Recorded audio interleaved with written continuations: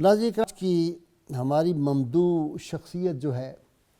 آج ان کا یوم وصال ہے۔ یہ ہستی پاک وہ ہے جن کو رحمت کونین صلی اللہ علیہ وسلم نے گھٹی دی تھی، اور سید عالمین صلی اللہ علیہ وسلم کے لعاب دہن کی گھٹی جن کو نصیب ہو جائے تو علوم کے سارے سمندر جو ہیں ان کے سینہ عطر میں انڈیل دیے جاتے ہیں۔ ان کو علم لدنی حاصل تھا، بظاہر دنیا میں ان کا کوئی استاد نہیں۔ یہ ہستی پاک وہ تھی جو شریکۃ الحسین اور اقلیم ولایت کی شہزادی ہے۔ یہ ہستی پاک وہ ہے جو کربلا کے کرداروں کا مرکزی نقطہ ہے۔ یہ ہستی وہ ہے جو کربلا کی سرزمین ہو، کوفہ کی گلیاں ہوں یا اسکلان کی گلیاں، وہاں پہ جس ہمت کا، جس جرت کا، جس شجاعت کا ثبوت دیا انہوں نے، یہ انہی کا حصہ ہے۔ تاریخ عالم اس بات کی گواہ ہے کہ خاتون جنت جیسی ماں اور خاتون کربلا جیسی بیٹی نہ اس آسمان کی آنکھوں نے دیکھی، نہ تاریخ کے اوراق میں کوئی اس طرح کی ہے۔ بلکہ میں کبھی کبھار یہ ناظرین کرام سوچتا ہوں کہ یہ جرت، یہ ہمت، یہ استقلال، یہ حلم، یہ بردباری، یہ حوصلہ، یہ دلیری، یہ دلاوری، یہ شجاعت، یہ سارے لفظ جب ان کی بارگاہ میں ہم لاتے ہیں تو بہت چھوٹے نظر آتے ہیں۔ تو کئی دفعہ میں سوچتا ہوں کہ کاش میرے پاس جبریل امین کی زبان ہوتی تو میں ان کی شان کچھ بیان کر سکتا، ساری شاید پھر بھی نہ بیان کر سکتا۔ ہم بار بار لوگ بہت دفعہ مجھے پوچھتے ہیں کہ اہل بیت اطہار پہ آپ بہت ہی زیادہ پروگرام کرتے ہیں۔ میں پہلے کسی اور چینل پہ بھی کرتا تھا، یہاں بھی کرتا ہوں، اپنے یوٹیوب چینل پہ، اور ظاہر ہے کانفرنسوں میں دوست احباب بلاتے ہیں تو وہ کہتے ہیں اتنا زیادہ کیوں آپ ذکر کرتے؟ میں نے کہا ایک ذاتی سی لالچ ہے مجھے بھی، میرے اسکالر کو بھی، کہ جب قیامت کے روز اہل بیت اطہار کے غلاموں کی فہرست تیار ہو تو کسی کونے میں ہمارا بھی نام اس میں شامل ہو جائے۔ اس لیے کہ اہل بیت اطہار کی محبت ہم پہ فرض بھی ہے، ہم پہ قرض بھی ہے، اور یہ قرض ویسے تو ہم نہیں چکا سکتے۔ کاش کہ یزید ہمارے سامنے ہوتا اور ہماری تلوار بھی اس کی گردن تک پہنچ سکتی، اس خبیث انسان کی جو دنیا کا رذیل ترین انسان تھا۔ اور مجھے بہت دکھ ہوتا ہے جب میں اس طرح کی باتیں سنتا ہوں کہ یزید کو لوگ رضی اللہ تعالیٰ عنہ کہتے ہیں۔ وہ ٹاپک الگ چلا جائے گا، میرا بڑا یہ کمزور اندر سے معاملہ ہے کہ جب مجھے پھر جلال آتا ہے تو پھر مجھے اپنے آپ کو کنٹرول کرنا مشکل ہوتا ہے۔ ناظرین اکرام، یہ ہستی پاک وہ جو دوش مصطفیٰ صلی اللہ علیہ وسلم پر کھیلتی تھی،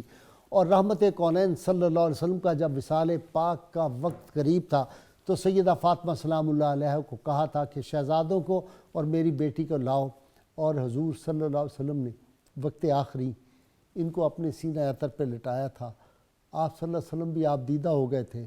اور سیدہ پاک ابھی چھوٹی تھی، 6 برس کی عمر کیا ہوتی ہے بچے کی، لیکن 6 برس کی عمر میں بھی اس بچی کو اللہ تعالیٰ نے وہ فہم و فراست عطا کی تھی۔ دیکھیں نا کہ جب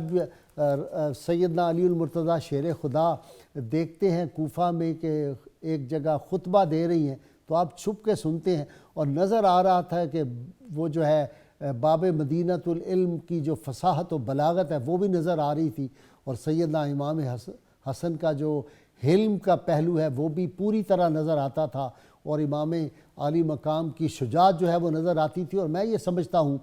کہ وہ جو حدیث پاک ہے کہ جب قیامت کا روز ہوگا، پلسرات سے جب شہزادی کونین گزرنے لگیں گی، ایک آواز آئے گا کہ لوگوں اپنی نظریں جھکا لو، اب شہزادی کونین جو ہیں وہ گزرنے والی ہیں، تو سارے اہل معاشر اپنی نگاہیں جھکا لیں گے۔ اسی طرح کی ایک آواز بلند ہوتی ہے۔ کوفہ کے بازاروں میں لوگ اپنی چھتوں پہ کھڑے ہیں اور یہ قافلہ لٹا پٹا جو ہے جا رہا ہے، تو ایک شیرنی کی آواز گونج بلند ہوتی ہے کہ اے اہل کوفہ، بے شرمو اپنی نگاہیں جھکا لو، یہ رحمت کونین صلی اللہ علیہ وسلم کا خاندان پاک ہے، یہ اس کی عفت مآب خواتین ہیں جن کے بال کو کبھی سورج کی شعاؤں نے بھی نہیں دیکھا تھا۔ تو وہ اس وقت سب لوگ شرمندہ ہو کے اور اہل کوفہ جو ہے اپنی نگاہیں جھکا لیتے ہیں۔ پھر ہم اس بلند کردار کو دیکھتے ہیں۔ ناظرین کرام، ذرا سوچئے کہ ہم تاریخ عالم کو اگر دیکھیں تو لگتا ہے کہ جب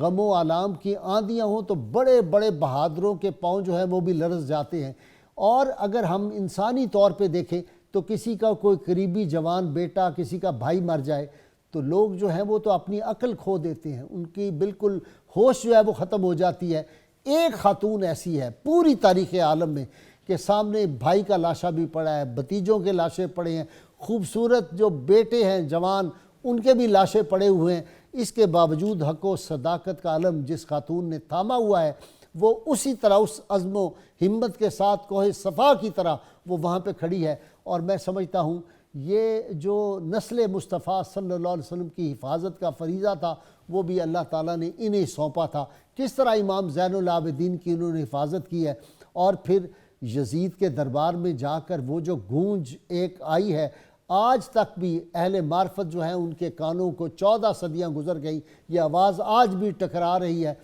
کہ کتا کبھی شیرنی پر حملہ نہیں کر سکتا اور گدھ جو ہے وہ کبھی شاہین کا مقابلہ نہیں کر سکتی۔ یہ بات اس حالت میں جب کہ کئی دن کی بھوک ہو، جب کہ قید کا عالم ہو، جب کہ پاؤں میں چھالے پڑے ہوئے ہوں، اس حالت میں اتنے دن کی بھوک کے باوجود یہ بات اس حوصلے اور ہمت سے کہنا، یہ شہزادی اسی کا جو ہے وہ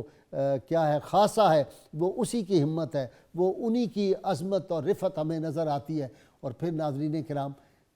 والدہ گرامی جب ان کا وقت وصال آیا تو اس بیٹی کو بلا کے کہا تھا، آپ نے کہا زینب اپنے بھائیوں کا میرے بعد اپنے بھتیجوں کا، اپنے بھائیوں کا اسی طرح خیال رکھنا جس طرح ایک ماں بیٹوں کا رکھتی ہے۔ ناظرین کرام، جو وفا کی داستان سیدہ زینب نے لکھ دی اپنے بھائیوں کے لیے،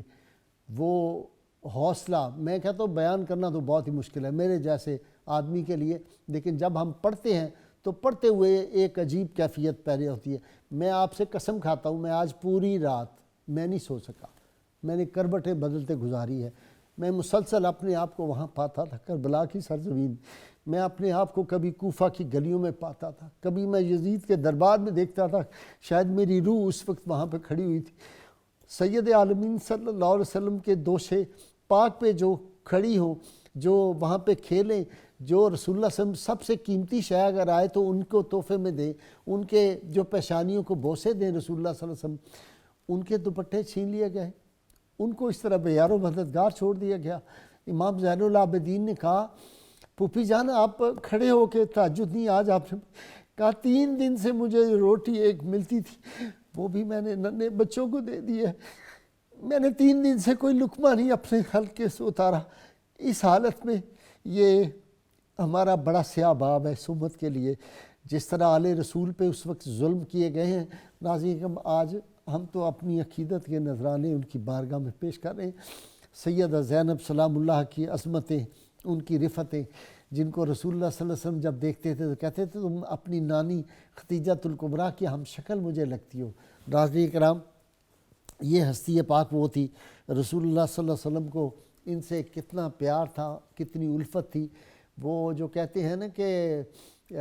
بے اجازت جبرائیل، بے اجازت جن کے گھر میں جبرائیل آتے نہیں، قدر والے جانتے ہیں عز و شان اہل بیت۔ اہل بیت اطہار سے ہماری محبتوں الفوں کا تعلق جو ہے